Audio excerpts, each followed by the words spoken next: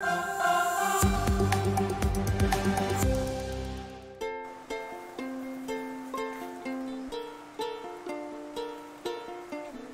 dans votre édition Littoral Hauts-de-France pour votre série d'été consacrée aux fleuves de notre région.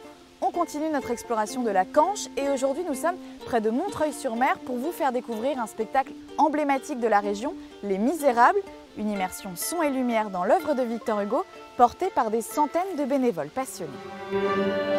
Ma chère Adèle, je suis parti d'Étaples de bon matin. Je voulais déjeuner à Montreuil-sur-Mer. Se plonger dans Les Misérables à travers les yeux de son auteur.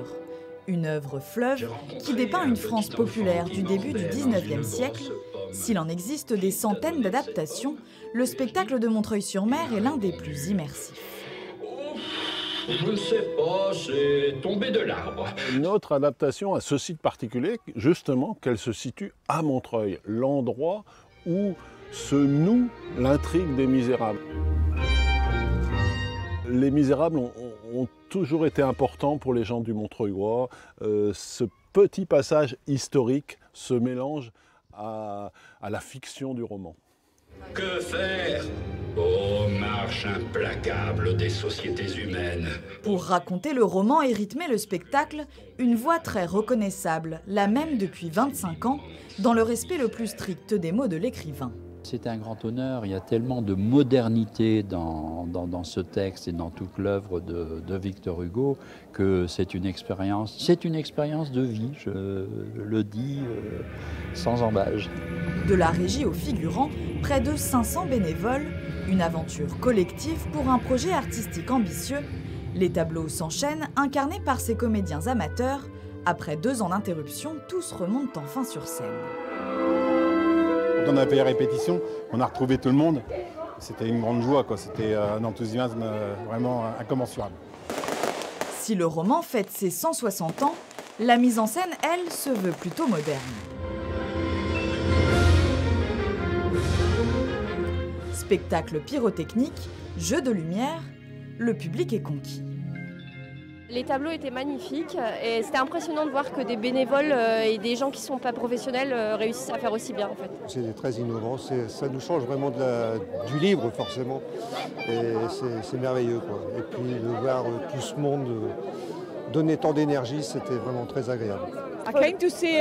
Je suis venue le voir il y a 17 ans. C'était un peu différent car il y avait moins d'acteurs et pas toute cette technologie, toutes ces lumières.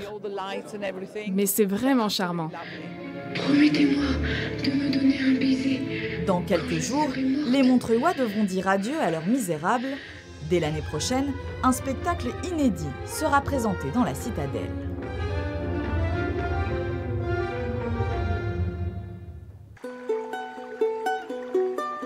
Partons maintenant dans la zone naturelle du Marais d'Atin. Pour la mise en route, vous tournez la poignée. Installé en bord de Canche, Sylvain Merlot y loue de petites barques électriques. J'ai de bons souvenirs de navigation autrefois quand j'étais plus jeune sur la Canche. À chaque descente, c'était une découverte, en pleine nature, un lieu magnifique. On voit des petites libellules bleues, les demoiselles, on voit des martins pêcheurs. L'électrique s'imposait au niveau de la pollution. Et puis le calme, pour le public se promener, on oublie le moteur, on se consacre qu'à ce qu'on voit et ce qu'on entend.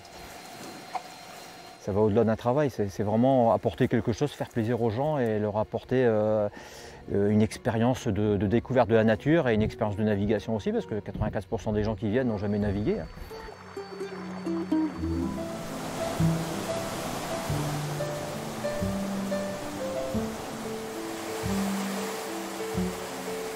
Il y a très peu d'écrits sur le moulin.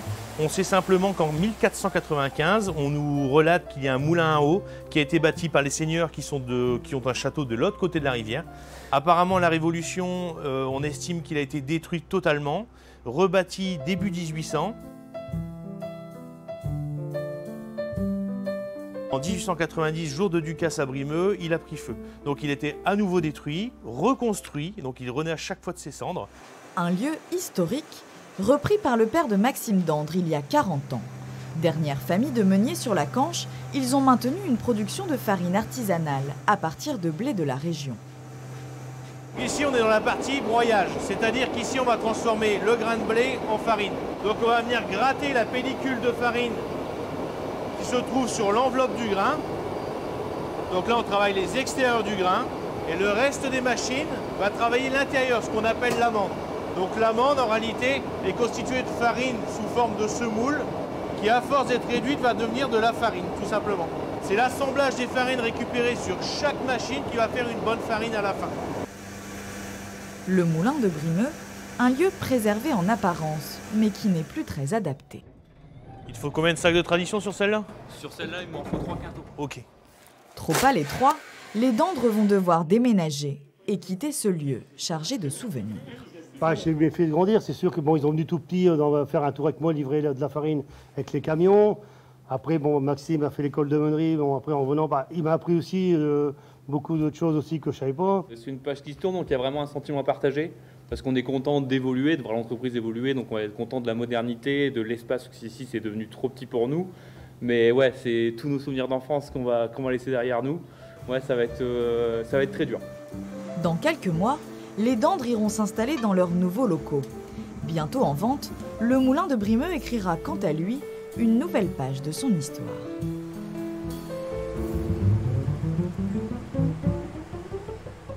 C'est la fin de cette édition. Demain, Léo Marron vous emmènera du côté d'Étaples à l'embouchure de la Canche. Merci pour votre fidélité et à bientôt.